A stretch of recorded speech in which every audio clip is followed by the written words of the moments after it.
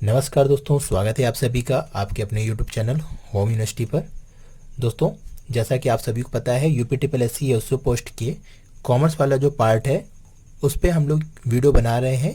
Accounting portions में हम लोग अभी अवधारणाएं और प्रथाएं को देख चुके हैं, साथ ही कैपिटल एंड रेवेन्यू एक्सपेंडिचर्स के बारे में देख चुके हैं और डिफरेंस क्या होता है एक्सपेंसेस एंड एक्सपेंडिचर्स में, उनके बारे में हम लोग डिस्कशन कर चुके हैं। वो सारी वीडियो प्लेलिस्ट में है, जाके देख सकते हैं। साथ ही लिंक इसके नीचे दिया गया है, उसमें भी आप देख सकते हैं इस वीडियो के। तो दोस्तों, हम लोग स्टार्ट करते हैं डेप्रिसिएशन के बारे में। सबसे पहले तो डेप्रिसिएशन का अगर आप तात्पर्य देखें तो सामान्य भाषा में हम इसे क्या कहते हैं, कमी। कमी को ही हम लोग, अगर हम लोग कॉमर्स के व्यू से ना देखें, नॉर्मली अगर जनरल भाषा में देखें तो ह्रास का मतलब होता है कमी। अब ये कमी हम लोग अकाउंटिंग में क्या होता है, कैसे डिफाइन किया गया है ह्रास को, उसको समझने की कोशिश करते हैं। तो सबसे पहले अगर हम देखें तो ह्रास अकाउंटिंग में किस पर की जाती है, संपत्तियों पर। ऐसी संपत्तियों पर की जाती है, संपत्तियां जो क्या हो, स्थायी प्रकृति की हो। स्थायी प्रकृति मतलब सिंपली अगर बोलें इसे फिक्स एसेट्स। जो भी फिक्स एसेट्स होती हैं उन पे हम लोग एसेट्स लगाते हैं। तो ये भी कहना अभी पूरी तरीके से उचित नहीं होगा कि सभी फिक्स एसेट पर हम लोग या संपत्तियों पर, क्या स्थायी संपत्तियों पर हम लोग डेप्रिसिएशन लगाते ही हैं। तो यहाँ पे हम लोग स्थायी संपत्तियों पर डेप्रिसिएशन लगाया जाता है और इस स्थायी संपत्तियों में जो कमी होती है उसी कमी पर हम लोग सने सने जो कमी होती है या धीरे धीरे कमी होती है, उसी कमी को हम क्या कहते हैं, ह्रास के सिंपल भाषा में समझते हैं। तो यहाँ स्थायी संपत्तियों को तीन चीज़ों को हम लोग समझना पड़ता है, या कह सकते हैं तीन चीज़ों को मुख्य रूप से आकर आपको समझना चाहिए। तो उसमें पहला चीज़ है, स्थायी संपत्तियों को क्या होता है, कुछ मूल्य होता है। ये मूल्य क्या हो सकते हैं, पुस्तक मूल्य या ऐतिहासिक मूल्य, पुस्तक मूल्य या ऐतिहासिक मूल्य। और साथ ही इस संपत्ति या स्थायी संपत्ति की कुछ क्या होती है, उपयोगी जीवन काल होती है, कुछ उपयोगी जीवन काल भी होती है। अगर किसी संपत्ति में उपयोगी जीवन काल यानी उसके जीवन काल अनिश्चित है तो हम उस पर डेप्रिसिएशन नहीं लगा सकते, या कह सकते हैं ऐसी संपत्तियों पर डेप्रिसिएशन नहीं लगाया सकता है। और तीसरी चीज होती है कि कमी होनी चाहिए उस स्थायी संपत्ति के ऐतिहासिक मूल्य में, उसके जीवन काल में, निश्चित जीवन काल में कुछ कमी होनी चाहिए। पर यह कमी के लिए भी डिफाइन किया गया है कि वो कमी दो तरीके से, यानी दो विशेषताओं उसमें भी होनी चाहिए। पहली क्या होनी चाहिए कि वो धीरे धीरे या सने सने होनी चाहिए, या कहें धीरे धीरे होनी चाहिए। और वो जो कमी हो वो क्या हो, स्थायी प्रकृति की हो, स्थायी प्रकृति की हो। ऐसी कमी ही ह्रास के लिए कहलाएगी। अगर हम लोग देखें सिंपल एक लाइन में समझे तो एक स्थायी संपत्ति के पुस्तक मूल्य में किसी भी कारण से उसके उपयोगी जीवन काल में होने वाली धीरे धीरे कमी, स्थायी कमी क्या कहलाती है, ह्रास कहलाती है। तो आशा करते हैं ये चीज समझ में आ गया होगा। एक बार फिर से रिपीट कर देते हैं, किसी स्थायी संपत्ति के पुस्तक मूल्य या ऐतिहासिक मूल्य में उसके उपयोगी जीवन काल में होने वाली धीरे धीरे स्थायी कमी को हम ह्रास कहते हैं। तो इजी वे में आप इस चीज को समझ लिए होंगे। अगर हम इसके कुछ और पॉइंट स्थायी संपत्ति के बारे में समझे तो कुछ स्थायी संपत्ति के बारे में डिक्लेरेशन किया गया है। वो क्या चीज है, इसको समझ लीजिए कि वो स्थायी संपत्ति जो जिस पर ह्रास लगाया जाए वो कौन सी स्थायी संपत्ति होंगी। तो ऐसी संपत्तियां जो एक वर्ष से अधिक, या कह सकते हैं मोर देन 1 ईयर क्या हो, उसकी लेखांकन अवधि में प्रयोग होनी चाहिए। दूसरी चीज क्या है कि उनका उपयोगी जीवन काल क्या हो, निश्चित हो। उपयोगी जीवन काल निश्चित होना चाहिए। वैसी संपत्ति पर ही ह्रास लगता है। अगर हम इसके बारे में समझे तो जैसे आप जानते होंगे भूमि या लैंड के बारे में कहें तो लैंड पर ह्रास नहीं लगाया जाता। क्यों? क्योंकि उसके उपयोगी जीवन काल अनिश्चित होता है। आपको खुद पता होगा कि आपके पूर्वजों की जो जमीन होगी आज भी आपके पास है, ना कि उसकी कीमत में कोई भी कमी है, ना ही उसके जीवन काल में कोई ऐसा चीज है जो उसके जीवन काल को कम कर रहा हो। तो ऐसी संपत्तियां जिसके जीवन काल निश्चित है उसी पर हम लोग ह्रास लगाते हैं। तीसरा चीज क्या है कि उस संपत्ति को हम अपने उपक्रम में क्या कर रहे हो, उत्पादन कार्य में या सेवाओं या माल को पहुंचाने के लिए, सेवाओं को पहुंचाने के लिए लगा रहे हो, पहुंचाने के लिए लगाए हो। जैसे कि अगर हम लोग कोई प्लांट लेते हैं तो वो उत्पादन करने के लिए लेते हैं, और उस प्लांट से जो प्रोडक्शन होगा उस माल को हम लोग क्या करेंगे, पहुंचाने के लिए हमें ट्रक चाहिए, कोई परिवहन के लिए चाहिए। तो ऐसी संपत्तियां जो उत्पादन के लिए हो या माल या सेवाओं की पूर्ति के लिए हो, तो ऐसी संपत्तियों को हम लोग क्या कहेंगे, स्थायी संपत्ति, जिस पे ह्रास लगाई जाएगी। तो पहली चीज होती है कि स्थायी संपत्ति होनी चाहिए, और उस स्थायी संपत्ति क्या विशेषता होनी चाहिए, वो 1 वर्ष से अधिक लेखांकन अवधि के लिए हो, उसका उपयोगी जीवन काल निश्चित हो, और क्रम में उत्पादन या माल सेवाओं की पूर्ति के लिए वो स्थायी संपत्ति होनी चाहिए। तो इस तरीके से आप समझ गए होंगे कि ह्रास एक स्थायी संपत्ति के ऐतिहासिक मूल्य पर उसके उपयोगी जीवन काल में होने वाली सने सने स्थायी कमी को ही हम ह्रास कहते हैं।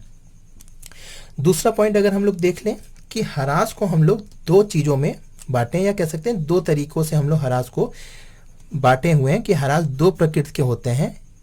एक होती है आपकी फिजिकल ह्रास, जिसे हम लोग कहते हैं भौतिक, और दूसरी होती है आपकी फंक्शनल, जिसे हम लोग बोलते हैं आपका कार्यात्मक, और इसे हम लोग कहते हैं भौतिक। तो ऐसी ह्रास जो फिजिकली हो वो कौन सी ह्रास होगी, ऐसी ह्रास जिसमें क्या हो, टूट फूट के कारण, ऐसी संपत्तियां जिसमें टूट फूट के कारण ह्रास होती है उसे हम लोग फिजिकल डेप्रिसिएशन बोलते हैं, फिजिकल डेप्रिसिएशन बोलते हैं। और ऐसी ह्रास जो अपचलन के कारण हो, ऐसी ह्रास जो अपचलन के कारण हो, उसको हम लोग क्या बोलते हैं, फंक्शनल डेप्रिसिएशन कहते हैं।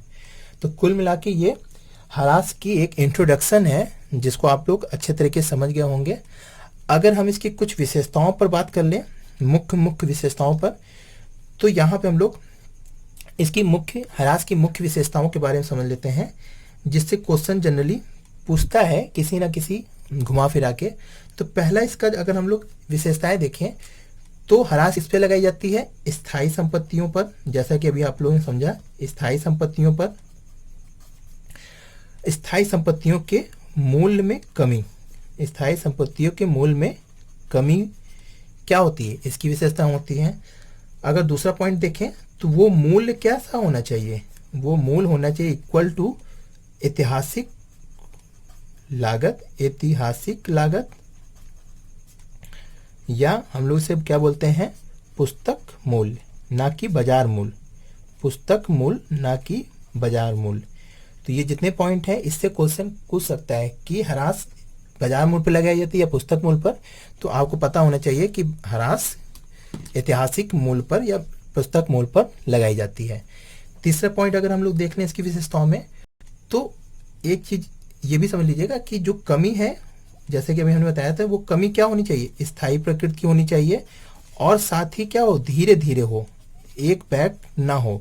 उसे हम लोग उच्चावचन कहते हैं, जो एक साथ बहुत तेजी से होती है, उसे हम लोग उच्चावचन की श्रेणी में रखते हैं। नेक्स्ट पॉइंट देख लेते हैं। तो ये कमी कैसी होनी चाहिए, कमी निरंतर होनी चाहिए। अगर एक बार कोई कमी होती है तो उसे हम लोग ह्रास नहीं कहते हैं, उसे हम लोग उच्चावचन की श्रेणी में रखते हैं। जैसे कि अगर वो बाजार के उच्चावचनों के कारण कोई कमी होती है या वृद्धि होती है तो उसे ह्रास नहीं कहेंगे। ह्रास क्या होती है, निरंतर होती रहती है। अगर हम इसकी एक और बात कर लें तो ये एक कैसी होती है, एक पॉइंट और देख लेते हैं कि ये ह्रास क्या होती है, एक आयगत हानि होती है। इसी कारण हम लोग इसको कहाँ ले जाते हैं, प्रॉफिट लॉस के डेबिट साइड में दिखाते हैं। तो इस प्रकार आपके ये मुख्य विशेषताएं हैं। स्थायी संपत्तियों को मूल्य में कमी करता है, ये मूल्य ऐतिहासिक या पुस्तक मूल्य होते हैं, कमी धीरे धीरे होती है और स्थायी होती है, और कमी निरंतर, और ये ह्रास क्या होती है, एक आयगत हानि होती है। तो कुल मिला के ये 5 विशेषताएं हो गई ह्रास की। तो इंट्रोडक्शन में आपका ये मुख्य चीजें थी। इसके बाद हम लोग देख लेते हैं कि ह्रास के संबंध में कुछ अंतर्राष्ट्रीय संस्थाओं ने क्या कहा है, उसके बारे में हम लोग देख लेते हैं थोड़ा। तो दोस्तों, अंतर्राष्ट्रीय लेखांकन मानक समिति ने 1977 में अंतर्राष्ट्रीय मानक समिति एक है जो आपकी लेखांकन मानक, जैसे कि आपका इंडिया में है लेखांकन मानक बोर्ड, उसी तरह एक अंतर्राष्ट्रीय मानक बोर्ड है या समिति है। उसने 1977 में ह्रास के संबंध में कहा कि किन संपत्तियों को हम लोग ह्रास में शामिल करेंगे। तो उन्होंने कुछ मदों को छोड़कर सभी पर ह्रास लगाने के लिए कहा। तो उसमें से उन विवरणों में किन संपत्तियों को छोड़ा गया है उस पर हम लोग मुख्य मुख्य बात कर लेते हैं। तो पहला, ऐसी संपत्ति जैसे कि जंगल या इसी प्रकार के कोई भी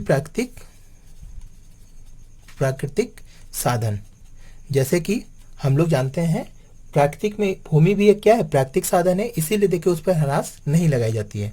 नेक्स्ट पॉइंट देख लें तो जैसे खाने हो गई, जो माइंस वगैरह होती हैं, तेल की जो कुएं होते हैं वैसे, और जो प्राकृतिक गैस निकालने वाले चीज़ें होती हैं उन पर भी ह्रास नहीं लगाया जाता, या इसी प्रकार के जो भी साधन होते हैं उन पर भी ह्रास नहीं लगाया जाता है। एक और पॉइंट इसमें दिखाया गया है कि जो शोध व विकास व्यय होते हैं उस पर भी क्या होते हैं, ह्रास नहीं लगाया जाता है। ये क्वेश्चन पूछ सकते हैं ऑड इवन के तरह कि इनमें से कोई चीज़ इवन दे सकते हैं, उसमें शोध या विकास व्यय भी दे सकते हैं। तो आपसे पूछ लेगा कि इसमें ह्रास किस में नहीं लगाया जाता, तो आप शोध व विकास व्यय पर ह्रास नहीं लगाया जाता है सेलेक्ट कर सकते हैं। एक और पॉइंट है, वो कहा गया है ख्याति के संबंध में, ख्याति पर भी ह्रास नहीं लगाई जाएगी।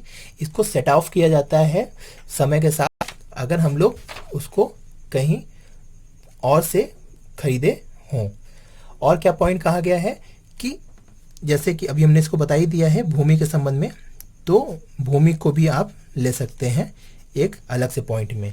तो ये अंतर्राष्ट्रीय रेखांकन मानक समिति ने इन संपत्तियों को छोड़कर सभी संपत्तियां जो स्थायी संपत्ति होंगी उन पर ह्रास लगाने का कहा गया है। अब अगर हम लोग ह्रास लगाने के क्या उद्देश्य हैं इसको भी अगर देख लेते हैं कि ह्रास लगाने के क्या उद्देश्य होते हैं, क्यों ह्रास लगाया जाता है और ह्रास लगाने से क्या फ़ायदा है, तो इसके संबंध में अगर हम लोग मुख्य मुख्य पॉइंट्स को समझ लें। इससे क्वेश्चन तो जनरली नहीं पूछ सकता है, पर हमको समझने के लिए ज़रूरी है, समझने में कुछ भी आपका लॉस नहीं होगा। तो ह्रास लगाने के उद्देश्य क्या होते हैं, तो सबसे पहला उद्देश्य होता है उत्पादक व्ययों को लेखों के आधार बनाने के लिए, उत्पादक व्ययों के लेखे के आधार बनाने के लिए। इसको समझ लेते हैं। होता क्या है कि जब भी कोई स्थायी संपत्ति खरीदी जाती है तो उस संपत्ति को खरीदने के लिए कुछ पूंजी लगती है, और उस पूंजी से हमारे क्या होते हैं, उसी पूंजी से हमारा उत्पादन होता है। तो वास्तव में उस उत्पादन से हमारी संपत्ति की कमी होती है, वो भी एक तरीके की क्या होती है, व्यय होती है। तो इसीलिए हम लोग उस व्यय को लेखों के आधार बनाने के लिए, यानी कि लेखों में हम लोग दर्ज करते हैं। अगर उस व्यय को नहीं दिखाएंगे तो हमारी पूंजी तो ह्रास से, यानी ह्रास के कारण घटती चली जाएगी जैसे जैसे उत्पादन होगा, पर वो सही में हमारा व्यय कितना हो रहा है हम उसके डिसीजन नहीं ले सकते हैं, और उसी के बेस पर हम अपने प्रोडक्ट के कॉस्ट भी सही एस्टिमेट नहीं कर सकते। तो इसलिए भी उत्पादकों व्ययों के लेखे के आधार के लिए ह्रास लगाना उचित होता है।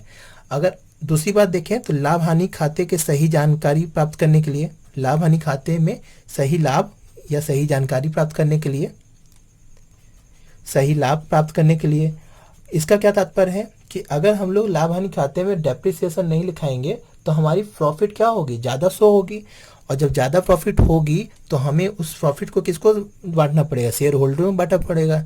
बल्कि जो कि वो क्या है, पूंजीगत एक तरीके की हानि है, जो संपत्ति में से क्या हो रही, कमी हो रही है, और वो हमारी पूंजी को धीरे धीरे क्या कर रही, कम कर रही है। और आपको पता भी होगा ये वैधानिक रूप से भी गलत है कि पूंजी में से हम लोग लाभ का वितरण नहीं कर सकते हैं। जैसा कि कंपनी एक्ट 2013 में भी इसको बताया गया है कि कंपनी के पूंजीगत लाभों में से शेयर होल्डर्स को कोई भी लाभांश वितरण नहीं किया जाता।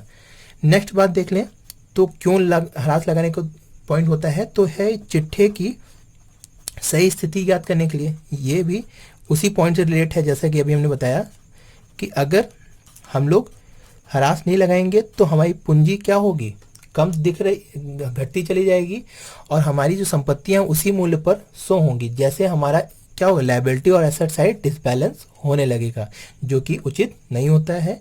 और अगर हम बात करते हैं संपत्ति के के पुनर्स्थापना के संबंध में, पुनर्स्थापना के संबंध में ये क्या चीज है, आप सभी को पता होगा कि जब हम लोग संपत्ति को ह्रास लगाते लगाते एक समय आता है उसकी केवल स्क्रैप वैल्यू बचती है, उसके अलावा उस संपत्ति में कुछ भी नहीं बचता।